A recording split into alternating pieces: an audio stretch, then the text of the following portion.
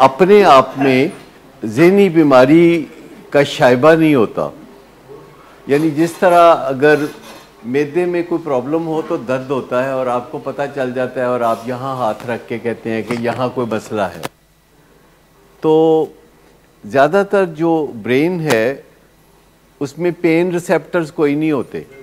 Brain एक ऐसा organ है जिसमें दर्द के इशारे देने वाले नर्व सेल्स नहीं होते, जो बताते नहीं हैं कि ब्रेन में कोई प्रॉब्लम है, वो उसमें कोई दर्द नहीं होता। इसलिए पता नहीं चलता आमतौर पर कि ब्रेन के साथ कोई प्रॉब्लम है। आपको दूसरे तरीक़ों से पता चलाना होता है अपने ब्रेन में होने वाले प्रॉब्लम्स को, और अपने माइंड में होने वाले प्रॉब्लम्स को पहचानना बहुत ज़रूरी है। और ये एक ऐसा टॉपिक है जिसे टैबू टॉपिक कहते हैं, टैबू टॉपिक। हालांकि ये बड़ी कॉमन इलनेस है, ब्रेन की इलनेस बड़ी कॉमन इलनेस है। मैं अपनी फैमिली से काफ़ी ड्रिफ्ट अवे कर गया अबाउट 50 इयर्स अगो, और उसके बाद फॉर ए लॉन्ग टाइम मेरा कोई राब्ता नहीं हुआ किसी से। और अब मेरा राब्ता कोई 4-6 महीने बाद होता है, और कोई ना कोई मेरा कज़न सिस्टर या कज़न ब्रदर जब मुझे कॉल करता है तो सबसे पहली बात फ़ोन उठाने से मुझे पहले पता होती है कि वो क्या बात करेगा। क्या आप बता सकते हैं कि वो क्या बात करते हैं जिससे मुझे पता चल गया है कि वो क्या बात करेंगे? हमें आपकी ज़रूरत पड़ गई है। सबसे पहली बात जो वो करते हैं वो अमूमन यही करते हैं। अदरवाइज़ चूँकि अरसा दराज से कोई राब्ता नहीं है, 30-40 साल से कोई राब्ता नहीं है, तो बहुत कम राब्ते हैं। क्योंकि मैं ज़्यादा सोशलाइज़ नहीं करता, शादियों ब्याहों में ज़्यादा नहीं जाता, अपने कामकाज में काफ़ी दिलचस्पी है। तो इतनी कॉमन बीमारी है कि जब भी कोई सिस्टर, कोई ब्रदर, कज़न जब भी कोई कॉल करता है तो उसका मतलब होता है कि कोई साइकेट्रिक प्रॉब्लम है, इसके अलावा एडिक्शन का प्रॉब्लम है। और आप अंदाज़ा कर लें कि उन्हें राब्ता करने के लिए कितने ज़हनी मराहल से गुज़रना पड़ता है, जिसमें उनका लव्ड वन प्यारा नहीं मानता कि वो बीमार है। तो इलाज में खामखा बहुत सारी एनर्जी ज़ाया होती है, बहुत सारा वक्त ज़ाया होता है। अगर फौरी तौर पर बीमार मान ले कि मुझे ये मसला है तो बहुत जल्द, बहुत अच्छे तरीके से वो दोबारा बहाली और खुशहाली के मरहले तय कर सकते हैं। तो मैं ये जानना चाह रहा था कि आपको कुछ अंदाज़ा है कि कैसे पता चलता है कि कुछ गड़बड़ है? क्योंकि मैंने ख़ुद भी ये डिस्कवर किया 2009 में, जब वर्ल्ड हेल्थ ऑर्गेनाइजेशन ने ये पैगाम देना शुरू किया कि ज़हनी सेहत बहुत अहम है और अपनी ज़हनी सेहत का ख्याल कीजिए, अपनी ज़हनी सेहत पर तवज्जो दीजिए। तो मैंने सोचा कि मुझे भी अपनी ज़हनी सेहत पे तवज्जो देनी चाहिए, क्योंकि मेरा जो प्रोफेशन है वो एक ट्रबल्ड प्रोफेशन है जिसमें ज़हनी सेहत ख़राब होने के इम्कानात बहुत ज़्यादा होते हैं। वैसे भी जो डॉक्टर्स की कम्युनिटी है उसमें ज़हनी सेहत के मसाइल बहुत ज़्यादा होते हैं, और साइकोलॉजिस्ट की कम्युनिटी में भी ज़हनी सेहत के मसाइल बहुत ज़्यादा होते हैं। और मेरे जो यहाँ पे साइकोलॉजिस्ट साथी हैं वो बताएंगे कि उनको काफ़ी लोग रिश्तेदारों में हिला हुआ समझते होंगे। मुझे नहीं का पता, लेकिन अगर को बताना चाहे तो बता सकता है।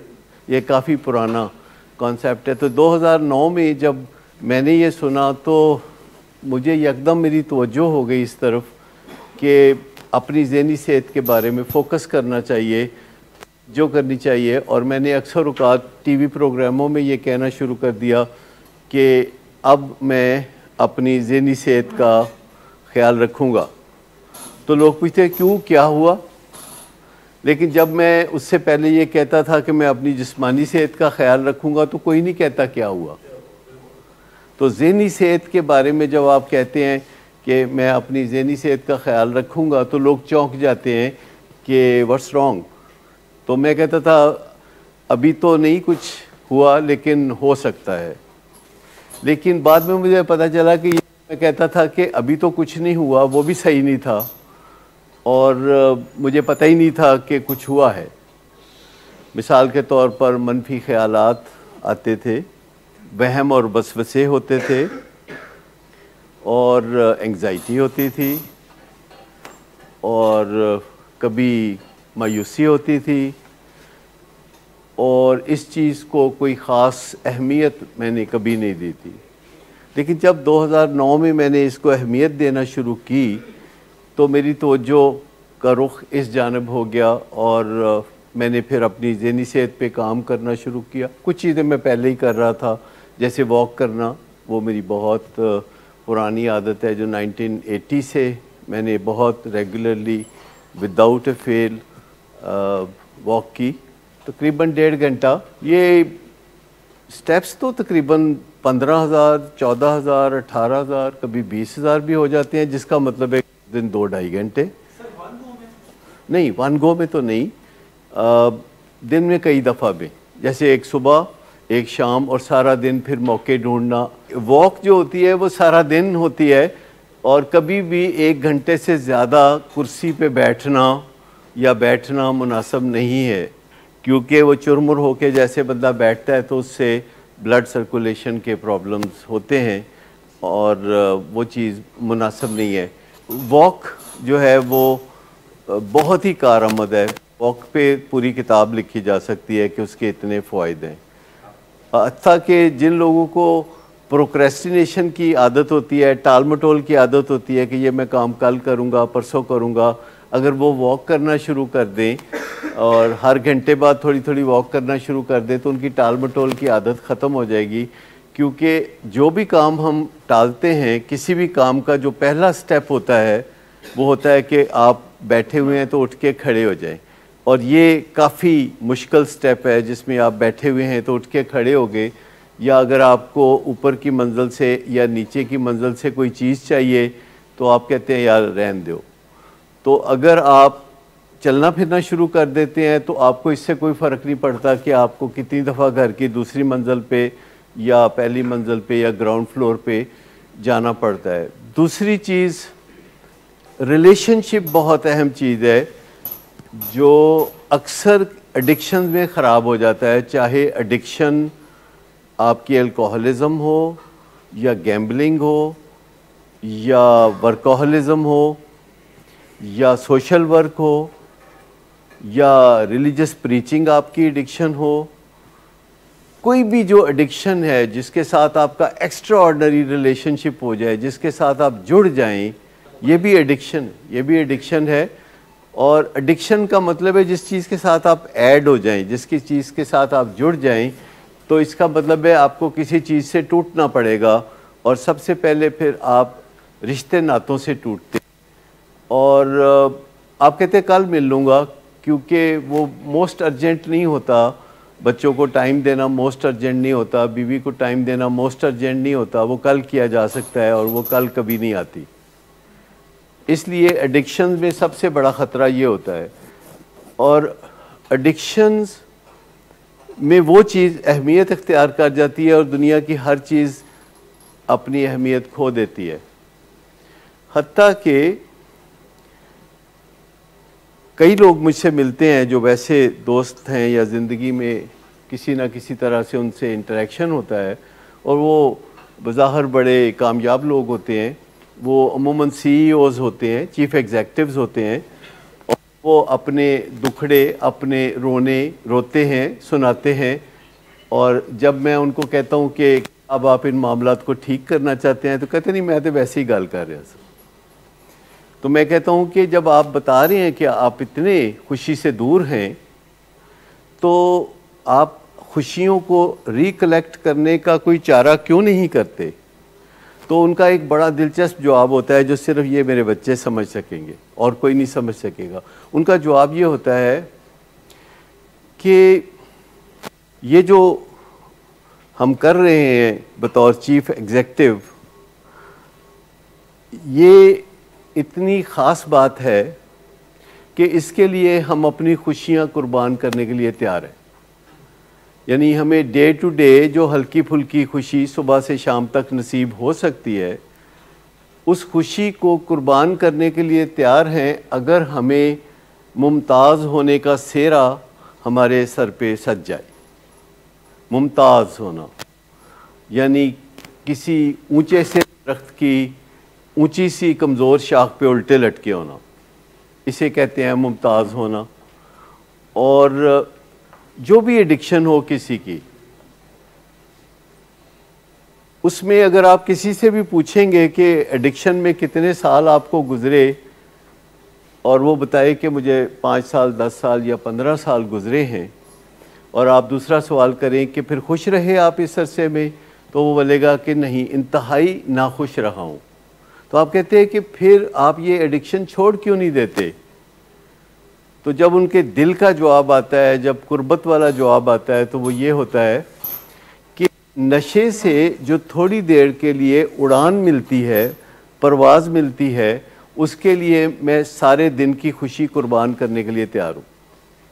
वो जो थोड़ी देर के लिए मुमताज़ हो जाता है बंदा, हाई जिसे कहते हैं, उर्फ़े आम में जिसे हाई कहते हैं, तो वो कहते हैं कि उसकी वजह से हम ये बिल्कुल कुर्बान करने के लिए तैयार हैं। अगरचे वो ये जवाब माँ बाप को नहीं देते, ये बहुत ही करीबी रिश्तों में वो जवाब देते हैं कि हमें पता है कि ये जो थोड़ी थोड़ी खुशी जिसका आप जिक्र कर रहे हैं ये नहीं चाहिए। वो उसे कबूल करने के लिए बिल्कुल तैयार नहीं होते। और कई दफ़ा जब वो नशा छोड़ के महीने बाद या 15 दिन बाद अपनी फैमिली के साथ हमारे पास आते हैं, तो उनकी फैमिली कहती है, वो नहीं कहते इतना, उनकी फैमिली कहती है कि डॉक्टर साहब ठंडा जिहा हो गया मुंडा साडा, हसदा खेडदा नहीं, हवा च नहीं उड़दा, उस तरह का नहीं रहा फड़कता हुआ। तो मैं कहता हूँ बस गुजारा करें। ये जो सही है इंसान का इंजन, जो स्मूथ इंजन है, जिसकी आवाज़ नहीं आती और वो चलता है, सही यही है। लेकिन आपने इसके इंजन को बड़े हाई स्पीड पे चलते हुए देखा है, और अब जब आपको ये सोबर नज़र आता है, भला मानस सा नज़र आता है, तो आपको वो भी बारे में नहीं, आपने वो चुलबुला सा बबली सा जो है ना, वो चाहिए। तो मैं कहता हूँ फिर उसके पैकेज के साथ तो वो सारा कुछ ही आएगा, तो आप बर्दाश्त कर लें। जब मैंने चाय छोड़ी कोई 3.5 साल पहले, तो पहले 6 महीने 9 महीने साल यही कैफियत थी। और मैंने जब फ़ोन उठाना तो मेरे दोस्तों ने या लोगों ने मुझसे कहना कि खैरियत है। तो मैं कहता हूँ खैरियत है, क्या हुआ है? कहते हैं बड़ी ठंडी जी बात की आपने, कोई हंस के बात नहीं की, आपके कोई एनर्जी नहीं ट्रांसफ़र हुई, हमेशा होती थी। तो मैं कहता हूँ कि बस ऐसे ही है, मैंने कहा चाय छोड़ दी है तो उस वजह से मेरे अंदर वो गर्म जोशी नहीं है। तो कहता कल ही छड़ देती, मतलब अच्छा नहीं लगता, अब आपसे बात करके मज़ा नहीं आता। फिर घर वालों ने भी कहना शुरू किया, ज़िदे ही पै गया हो, पी लो चाय, कोई गल नहीं। मैं कहता हूँ गुजारा करें, जैसे भी है गुजारा करें। फिर आहिस्ता आहिस्ता वो चीज़ें बेहतर हो गई, लेकिन मैं इसी स्टेज से कहता रहा हूँ कि अगर नहीं भी बेहतर होंगी तो कोई बात नहीं, मुझे जितने फ़ायदे हुए हैं उसके लिए ये छोटा मोटा नुकसान मुझे कबूल है। और आपको भी छोटा मोटा नुकसान ही होता है कि चुलबुलापन नहीं रहता, हंसना खेलना और हवा में उड़ना, जो कि वैसे ही नॉर्मल नहीं है। अभी थोड़ी देर पहले मैं ऑस्ट्रेलिया में किसी के साथ काउंसलिंग कर रहा था, कोई खातून थी जो डॉक्टर भी थी और उनको मूड और मिजाज के मसाइल थे, और वो किसी ज़माने में बहुत ज़्यादा हंसने खेलने वाली खातून थी, और अब वो काफ़ी डिप्रेशन में है और डॉक्टर्स उनको एंटी डिप्रेसेंट दे रहे हैं। तो उन्होंने मुझे बताया, मैंने कहा कि डॉक्टर्स ने आपको एंटी डिप्रेसेंट क्यों दिए? तो उन्होंने कहा कि मैंने उनको बताया कि मुझे बहुत सदमा होता है, मुझे बहुत गम होता है, मुझे बहुत डिप्रेशन होती है। तो उन्होंने सोच के देखभाल के मुझे एंटी डिप्रेसेंट दे दिए। मैंने कहा आपने उनको ये नहीं बताया कि इससे पहले आप हवा के घोड़े पे उड़ती थी और आपके अंदर बड़ी एनर्जी थी और आप बड़ी लाइक फाइक थी और आप बहुत खुशबाश थी। कहती ये भी कोई बताने वाली बात होती है डॉक्टर को? तो मैंने कहा हाँ बिल्कुल, अगर आप ये बता सकते हैं कि बग़ैर वजह के गम होता है, तो आप ये क्यों नहीं बता सकते कि बग़ैर वजह की खुशी होती है? इसको हम कंग्रुएंस कहते हैं, कंग्रुएंस। अगर आपका मूड बहुत अच्छा है और वजह कोई नहीं है तो ये डॉक्टर को बताने वाली बात है। अगर आपका मूड ख़राब है, आपको गुस्सा आ रहा है और वजह कोई नहीं, आपको डिप्रेशन हो रही है और वजह कोई नहीं, तो ये बातें डॉक्टर को बताने वाली है। लेकिन ज़्यादातर लोग ये नहीं बताते कि डॉक्टर साहब मैं बड़ा खुश हूँ, मेरे अंदर से खुशियाँ फूट रही हैं, डॉक्टर साहब मेरा कुछ कर लो। हालांकि उसको ज़रूरत होती है। हमें डिप्रेशन से उतना ख़तरा हरगिज़ नहीं होता इतना ख़तरा हमें इलेशन से होता है। ये जो खामखा की जो खुशी होती है, इससे जितना ख़तरा होता है उतना ख़तरा डिप्रेशन से नहीं होता। अगर से डिप्रेशन से भी ख़तरे होते हैं, हत्ता कि डिप्रेशन की वजह से लोग ख़ुदकुशी कर लेते हैं, लेकिन इलेशन की वजह से लोगों को भी ले बैठते हैं। वो आप अंदाज़ा करें कि इलेक्शन में बड़े हादसे करते हैं लोग। जब वो गाड़ी बहुत हाई स्पीड पे चलाते हैं तो वो बड़ी तबाही, रिस्की फ़ैसले करते हैं तो वो बड़ी तबाही मचाते हैं। जब वो तेज़ी से फ़ैसले करते हैं तो वो नापायदार होते हैं। तो जब लोगों को पैसे बांट के तो पैसा बर्बाद करते हैं, जब किसी मुल्क में जाते हैं तो वापसी में सारे शहर के लिए तोहफे ख़रीद लाते हैं। जब वो इस तरह की तमाम हरकतें कर रहे होते हैं तो ये बड़ी वेलकम की जाती हैं। जब ये हरकतें कर रहे होते हैं कि वो महफ़िल की जान है और उनके पास से उठ के आने को दिल नहीं करता। ये वो लोग होते हैं जिनके पास लोग आके विराजमान हो जाते हैं और जाते नहीं हैं, और वो महफ़िल लगाए रखते हैं और वो जोक्स सुनाते हैं। वो बड़े चार्मिंग होते हैं, उनकी लफाजी बहुत होती है। और ये जो तेज़ी से रिलेशनशिप ग्रो करते हैं, इसके नतीजे में बहुत सारे ऐसे काम फिर होते हैं नतीजे में जिससे कि बहुत ज़्यादा नुकसान होते हैं। तो जो कैलकुलेटेड नुकसान हैं खामखा की खुशियों के, वो खामखा के गमों के नुकसानों से बहुत ज़्यादा हैं। क्या आपका ज़हन इस बात को मानता है या आप इसे चैलेंज करना चाहेंगे कि नहीं, खुशी से क्या नुकसान हो सकता है? खुशी में इंसान बहुत सारे ऐसे इक़दाम करता है दूसरों के साथ जो बाद में रिवर्स करना चाहता है। खुशी में बहुत सारी कमिटमेंट्स करता है जिस पे अगले दिन बंदा पछताता है। वो बात करता है लेकिन बाद में निभा नहीं सकता। मेरी एक वीडियो भी है यूट्यूब पे जिसके कोई 25 लाख व्यूज़ हैं और लोगों ने 10-12 हज़ार उस पर कमेंट्स भी किए हैं।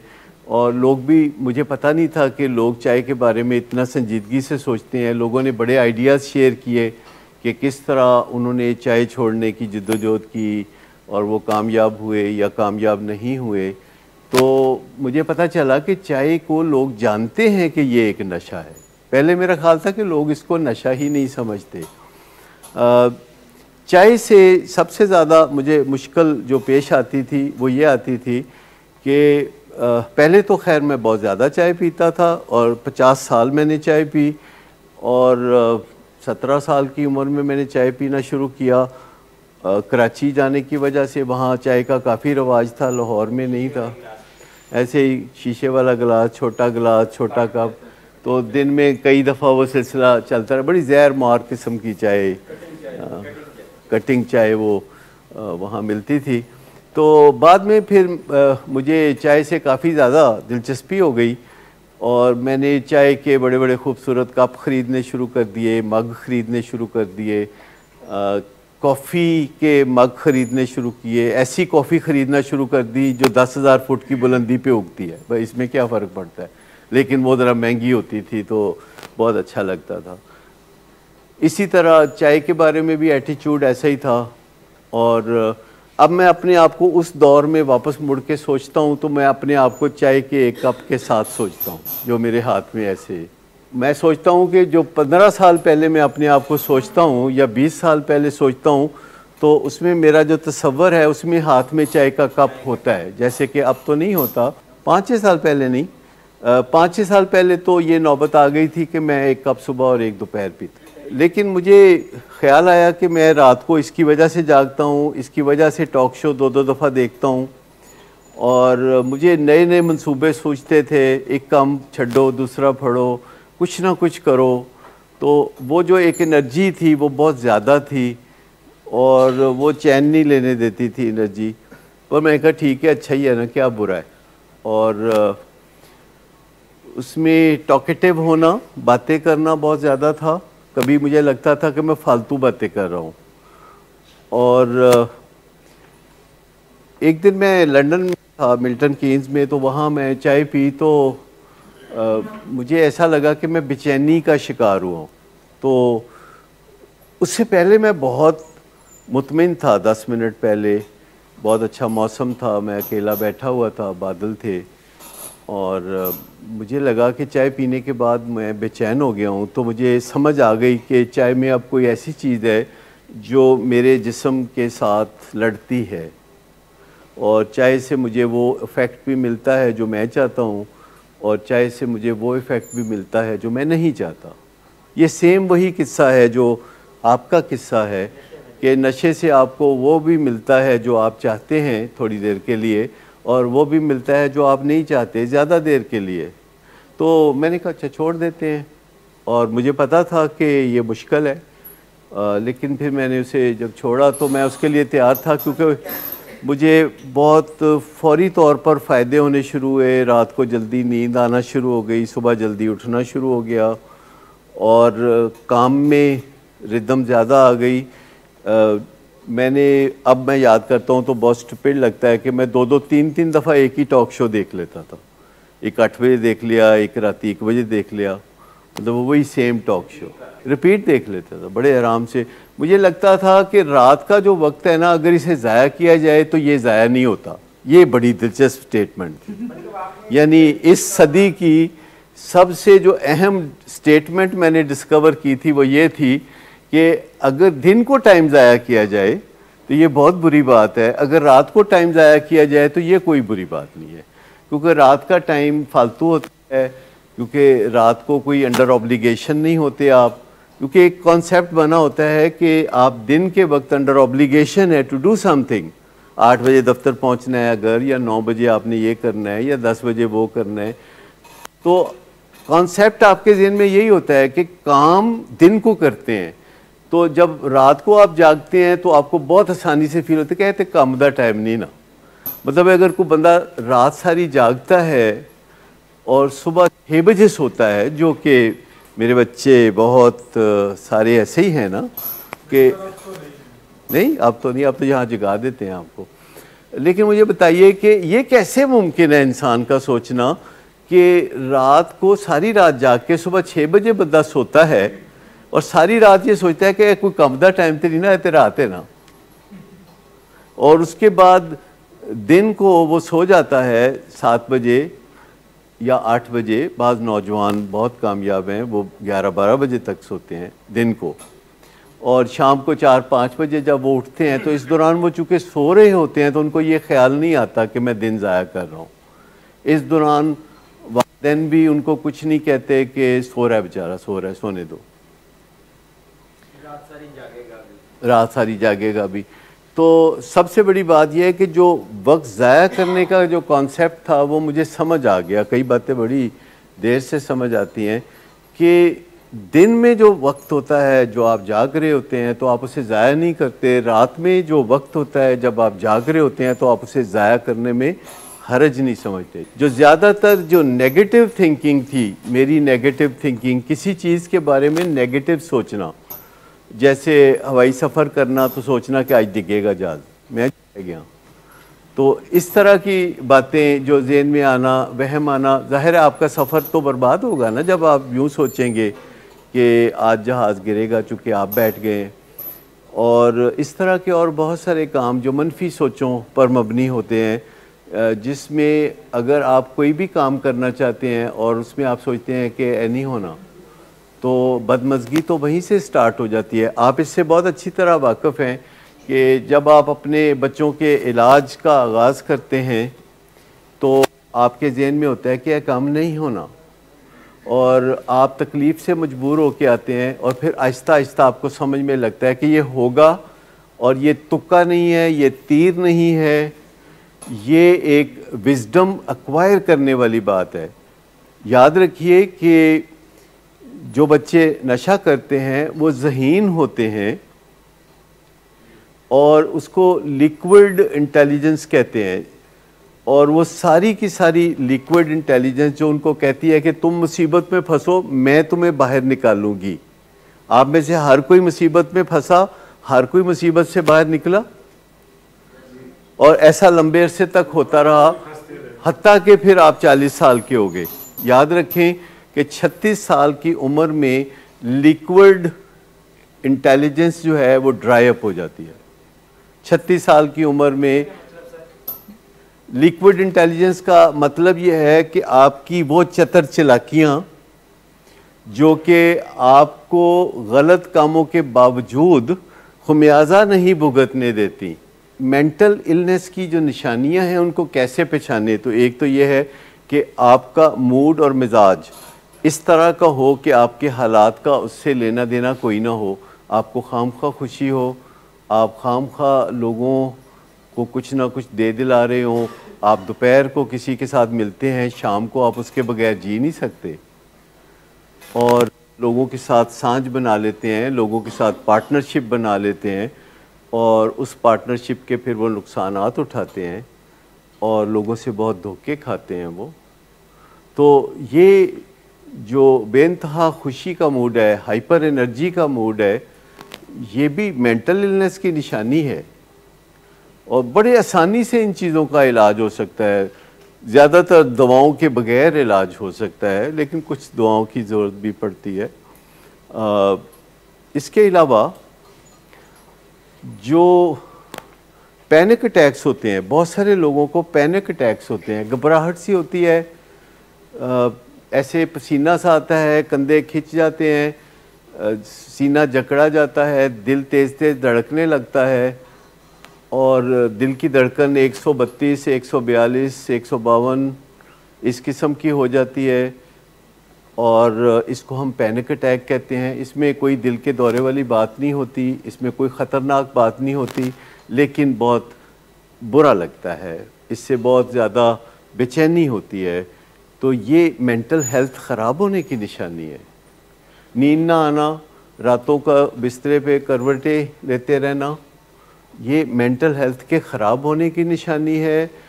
अगर जिन चीज़ों में पहले मज़ा आता था अब मज़ा नहीं आता, ये मेंटल हेल्थ की ख़राबी की निशानी है, डिप्रेशन की निशानी है। जब लोग आपसे मिलने आए तो आपको अच्छा ना लगे, जब लोग आपका हाल अहवाल पूछें तो आपको बुरा लगे, ये मेंटल हेल्थ ख़राब होने की निशानी है। जब आपको बार बार दिल करे कि मैं चेक करूं कि मैंने लॉक कर दिया था, तो ये मेंटल हेल्थ की ख़राबी की निशानी है। जब आप बार बार हाथ धोएं, या आपके ज़हन में कोई ख़यालात आते हैं जो आप चाहते हैं कि ना आएँ और वो आए चले जाते हैं, और वो बहुत ऐसे ख़यालात होते हैं जो बेचैनी पैदा। जब आप कोई रिचुअल्स करते हैं बार बार, तो जैसे आप नमाज़ पढ़ते हैं, तो अगर आपको लगता है कि पता नहीं ये तीसरी रकात थी कि ये चौथी रकात थी, आप कहते फिर शुरू से पढ़ लेता हूँ। आप फिर शुरू से पढ़ते हैं, फिर थोड़ी देर के बाद आपको वहम होता है कि पता नहीं मैंने ठीक नहीं पढ़ी, पता नहीं मेरे वज़ू का क्या बना।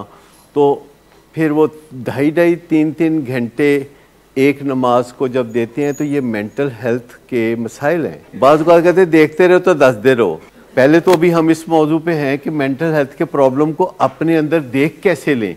मिसाल के तौर पर मेंटल हेल्थ के अगर प्रॉब्लम्स हो तो सर पे सींग नहीं निकलते, ये तो पक्का आप नोट कर लें कि सर पे सींग निकलने से पता नहीं चलता कि ये मेंटल हेल्थ की। ग्रैंडियोसिटी ये है कि बंदे को लगे कि मेरे जैसा कोई नहीं, और I am on top of the world, तो मैं ये भी कर सकता हूँ, मैं दुनिया को बदल दूंगा, मैं दुनिया की इस्लाह कर दूंगा, और मैं यूँ कर दूंगा, और मैं, जबकि अमली तौर पर वो ऐसा कुछ ना कर रहा हो, लेकिन बड़े मंसूबों के बारे में बातें करे, पर मंसूबा कोई अमली शक्ल इख्तियार ना करे, और एक काम को करे और दूसरे को छोड़े, और दूसरे को पकड़े और तीसरे को छोड़े, तो इसको ग्रैंडियोज कहते हैं। ग्रैंडियोज का मतलब है लार्जर दैन लाइफ साइज समझना अपने आप को। ये भी मेंटल हेल्थ की ख़राबी की निशानी है। इसके अलावा बिहेवियरल प्रॉब्लम्स हैं जो मेंटल हेल्थ की निशानी की ख़राबी की निशानी है। और जो बिहेवियरल प्रॉब्लम्स हैं उनका ताल्लुक करैक्टर डिफेक्ट से होता है, और करैक्टर डिफेक्ट्स पैदा होते हैं हमेशा एडिक्टिव बिहेवियर से। वरना किसी बंदे में कोई करैक्टर डिफेक्ट ना हो अगर एडिक्टिव बिहेवियर ना हो। जितने लोगों में करैक्टर डिफेक्ट्स होते हैं अल्टीमेटली उनका खोज लगाया जाए तो उसके साथ पीछे कहीं पसे पर्दा एडिक्टिव बिहेवियर होते हैं, यानी नशई रवैये। नशई रवैये जो हैं वो वर्काहलिज़म में भी वैसे ही ज़ालिम होते हैं जैसे कि अल्कोहलिज़म में होते हैं। वो फूड एडिक्शन में भी वैसे ही तबाहकुन होते हैं जैसे कि गैम्बलिंग में होते हैं। और सैकड़ों किस्म की एडिक्शंस हैं जिनमें से सबसे जो कॉमन और सेक्रेड और मुकद्दस एडिक्शन है वो है मोहब्बत करना, प्यार करना। ये जो इंसानों से प्यार है, किसी एक इंसान से मुराद है, सब इंसानों से नहीं, यानी इंसान से जो प्यार है। इंसान से जो प्यार है ये एक एडिक्टिव बिहेवियर है, और इंसानों से प्यार एडिक्टिव बिहेवियर नहीं है। इसका क्या मतलब समझ गए आप? किसी एक इंसान के हाथ चूमना, उसको ये जाहिर करना कि आप कोई बहुत पीर साहब हैं, ये कह रहा हूँ, उनका ख्याल ये होता है क्योंकि जितने भी लोग इस तरीके से घरों में बहुत ज़्यादा प्यार करते हैं उनके पीछे कोई ना कोई मकसद होता है। वो जो पीछे वाला मकसद है ना वो गड़बड़ है कि जो बात ज़ुबान से आराम से कह सकते हैं, इनडायरेक्ट तरीके से कोई ऐसा काम करना, किसी के लिए कोई ऐसा काम करना और ख़ामोशी से उसके नतीजे में तवक्को रखना कि अब ये मेरा काम कर देगा। मेरा कौन सा काम? नशा छोड़ देगा, ये मेरा काम है। यानी माँ बाप ये समझते हैं कि मैं इसके साथ बहुत मोहब्बत करूँगा, इसकी ख्वाहिशें पूरी करूँगा, फिर ये मेरा काम कर देगा। जैसे अगर फ़र्ज़ करें कोई आपके हाथ चूमता है, मुंह चूमता है और दिल में उसके है कि नशा छोड़ दे, तो ये ठीक नहीं है। मतलब अंदर कोई खुफिया एजेंडा रखा हुआ है। ये जो चतर चलाकियाँ हैं ये सारी जवाब दे जाती हैं ज़्यादा से ज़्यादा 36 ईयर्स की एज में, जो कि 14 साल की उम्र में, 16 साल की उम्र में, 18 साल की उम्र में आपको हर मुसीबत से आपको बाहर निकालती हैं बड़े आसानी के साथ। और फिर जब आप हिट बॉटम होते हैं, आपको चतर चलाकियाँ सूझती नहीं। जो बातें आप में से कोई इस बात की गवाही दे सकता है कि जो चतर चलाकियाँ आप में पहले थी, जादूगरियाँ, वो अब नहीं रही? ऐसे लगता ना नहीं रही।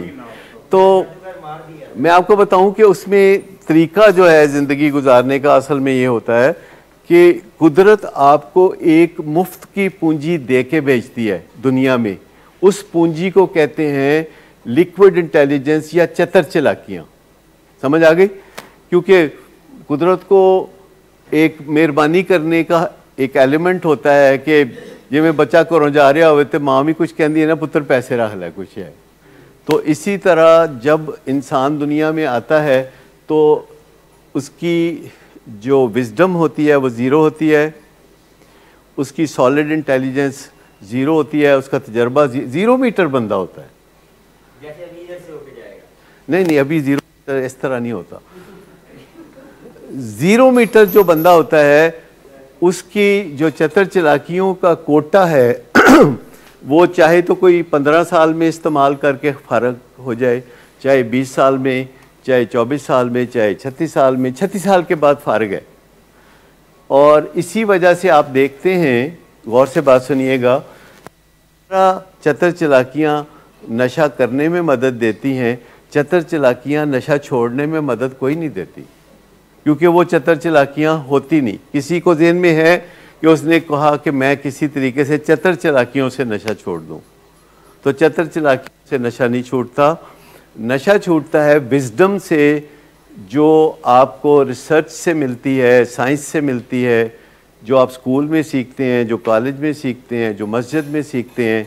वो जो विजडम होती है जो फिर आप सारी उम्र सीखते रहते हैं और वो बढ़ती रहती है और आप उससे कामयाब ज़िंदगी गुजारने के काबिल होते हैं।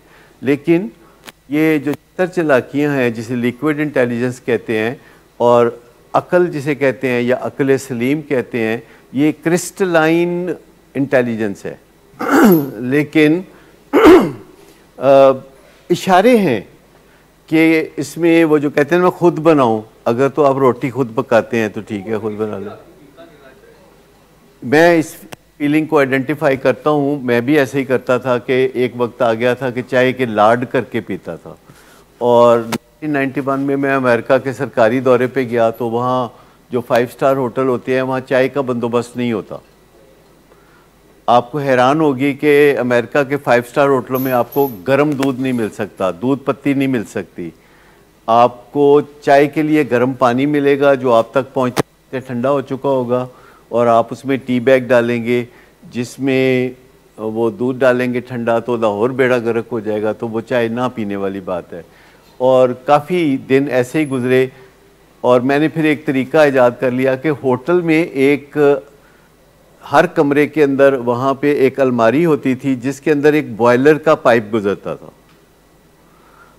और वो बॉयलर का जो पाइप गुजरता था उसके अंदर वो हीटिंग के लिए गैस होती थी, और वो बॉयलर का जो पाइप होता था उसके इर्द गिर्द पानी के भी पाइप होते थे, और वहाँ वो खासा हरारत क्रिएट हो जाती थी। वो जादूगर होता है, पैम्फलेट है वो छोटा सा जी। तो वो मैंने फिर टेक्निक ये निकाली कि दूध मैंने ठंडा मंगा लेना, उसको वहाँ उसके ऊपर पाइप के ऊपर रख के तो वो उबलना शुरू हो जाना, तो वो उसमें फिर वो जो टी बैग खोल के पत्ती डाल लेना, तो फिर कोई ना कोई तजर्बात मैंने वहाँ करते रहना। लेकिन वो सरकारी दौरे के दरमियान एक चीज़ आई जिसे होम हॉस्पिटैलिटी कहते हैं, यानी आपको घरों में मेहमान नवाजी का वो मज़ा चिखवाते हैं। IVLP जी, IVL। तो वो 3 महीने का दौरा था, तो उस दौरान वो हर हफ्ते में या 10 दिन में किसी न किसी के घर भेज देते थे, जो लोग बहुत कर्टियस होते थे, मेहमान नवाज होते थे, कोई किसी मज़हब के, कोई किसी मज़हब के, कोई किसी मुल्क के। तो एक दिन मैं एक पाकिस्तानी घराने में होम हॉस्पिटैलिटी इंजॉय करने गया, तो मुझे देख के बड़ी खुशी हुई। कोई डॉक्टर साहबा थी, तो उन्होंने कहा कि मांगो क्या मांगते हो। तो मैंने कहा कि एक तो गोभी गोश्त पका दें, तो दूसरा चाय मैं खुद बनाऊंगा आपके किचन में। वो कहे नहीं, चाय मैं बना के दूंगी। मैंने कहा नहीं, चाय मैं खुद बनाऊंगा। तो इस पे काफ़ी पहले आप वाली जैसे ट्रेन छूट जाने वाली बात होती है, तो वो हुई। तो ये जो चीज़ होती है ना एडिक्शन, उसके साथ आपके बड़े लाड होते हैं, और इस एज में ही जब लाड हो रहे होते हैं तो आपको पहचान लेना चाहिए कि ये बेड़ा गर्क करने की तरफ रास्ता जा रहा है। और आप उस खुशी को पहचाने जो कि 24 घंटे आपको मिल सकती है अगर आप उस ऊंची उड़ान को छोड़ना पसंद करें तो। लेकिन उस ऊंची उड़ान को आमतौर पर लोग छोड़ना पसंद नहीं करते, वो 24 घंटे की खुशी अपनी गारत कर लेते हैं। तो ये थोड़ा सा बात को समझने की ज़रूरत है कि खसारे का सौदा नहीं करते। एक चंद लम्हों की परवाज़ के लिए आप अपने आप को पस्तियों में 24 घंटे नहीं गिराते, और ना सिर्फ आप बल्कि आपके फैमिली मेम्बर भी बहुत ज़्यादा उससे तकलीफ़ उठाते हैं। आज आपको इस बारे में कुछ बातें बताई कि जब आपकी मेंटल हेल्थ डिस्टर्ब होती है और जब आपको ख्याल आता है कि मेरी मेंटल हेल्थ डिस्टर्ब है, तो आपको यकीन कर लेना चाहिए, क्योंकि ये ख्याल आना भी बड़ा मुश्किल काम है। ज़्यादातर ये ख्याल नहीं आता, और आपके जिस्म में जितने भी ऑर्गन हैं उनका बीमारी के साथ जब कोई रिश्ता कायम होता है तो उसमें दर्द होती है। लेकिन जो मेंटल हेल्थ है, जब वो ख़राब होती है तो उस तरह की दर्द नहीं होती जैसे कि अपेंडिक्स से होती है, या दिल के दौरे से होती है, या और जिस्म के कई हिस्सों में जब दर्द होती है तो आप कराह उठते हैं, जैसे दांतों में दर्द होती है। मेंटल हेल्थ में दर्द नहीं होती, इशारे होते हैं, फीलिंग्स होती हैं जो आप पहचान सकते हैं। और ऐसे में अगर आप किसी डॉक्टर से मशवरा करेंगे तो वो आपको मुनासिब इलाज तजवीज़ कर सकता है, और अगर आप किसी यार दोस्त से बात करेंगे तो वो आपको अल्कोहल का मशवरा देगा या चरस का मशवरा देगा, जिसका इज़्ज़त का नाम आजकल वीड होता है। चर्च का नाम जो है अब वीड हो गया है ताकि वो मुअज़्ज़ज़ लगे। जी वीड मिल रही है ना, बस में ग्रीन मिल रहा है, पहले वीड मिलती नहीं। नहीं, वैसे भी इस तरह इज्जत सी महसूस होती है। जी हम इस ना कुछ कहते रहते हैं, लेकिन सबसे ज़्यादा आप जानते हैं कि इससे आप कितना दुख उठाते हैं, और ये जानते जानते कुछ वक्त भी लगता है, और आपको उस एक तमन्ना को समझने की ज़रूरत है जो मुमताज़ होने की तमन्ना है, जो हवा में उड़ने की तमन्ना है। और मैं आपको बताऊं कि ये सारा मुआशरा एडिक्टिव है जो हमें मुमताज़ होने के लिए कहता है। आपको ये बात समझ में आ गई कि ये सारा मुआशरा एडिक्टिव है जो हमें 4 साल की उम्र में मुमताज़ होने का तकाजा करता है, और उनको पता नहीं कि मुमताज़ उस मलका का नाम था जो 14वें बच्चे की पैदाइश में फौत हो गई थी और जिसकी याद में ताजमहल बनाया गया था। तो वो अगर आप हिस्ट्री पढ़ेंगे तो आपका सारा जो उसके बारे में सहर है वो सारा ख़त्म हो जाएगा कि कितनी पसमानदा, कितनी गलत, कितनी नामुनासिब ज़िंदगी का नाम उन्होंने मोहब्बत रखा हुआ था और मुमताज़ रखा हुआ था। तो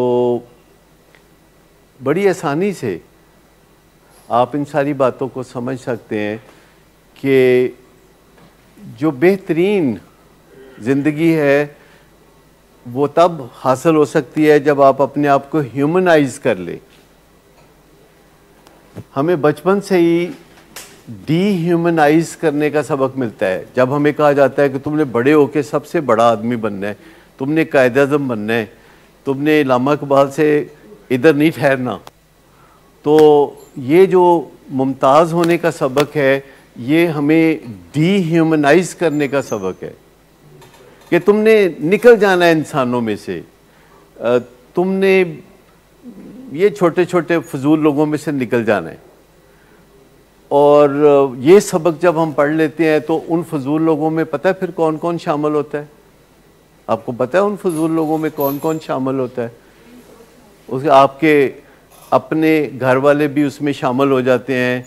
आखिर में लोग अपने माँ बाप को छोड़ के कनाडा चले जाते हैं, मॉन्ट्रियल सेटल हो जाते हैं और माँ बाप की वफ़ात पे आते हैं क्योंकि जायदाद के बंटवारे में दूर रहने से मुश्किलात होती हैं।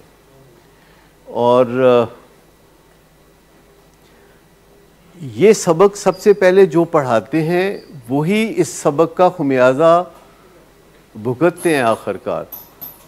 जब आपको ये सबक दिया जाता है कि आम इंसानों में से निकल जाओ, ऊपर चले जाओ, तो वो जब ड्रोन ऊपर चला जाता है तो नीचे जो आम इंसान रह जाते हैं, उन आम इंसानों में आपके माँ बाप, आपके बहन भाई, आपके अजीज़ो कारब, आपके बचपन के दोस्त, आप सारी खुशियाँ भूल जाते हैं उस ख़ास होने के ज़ोम में। और आप किसी को बताएं कि डॉक्टर साहब ऐसी बातें करते हैं तो लोग मुझे बातें करेंगे, बताना किसी को नहीं। Thank you very much ji.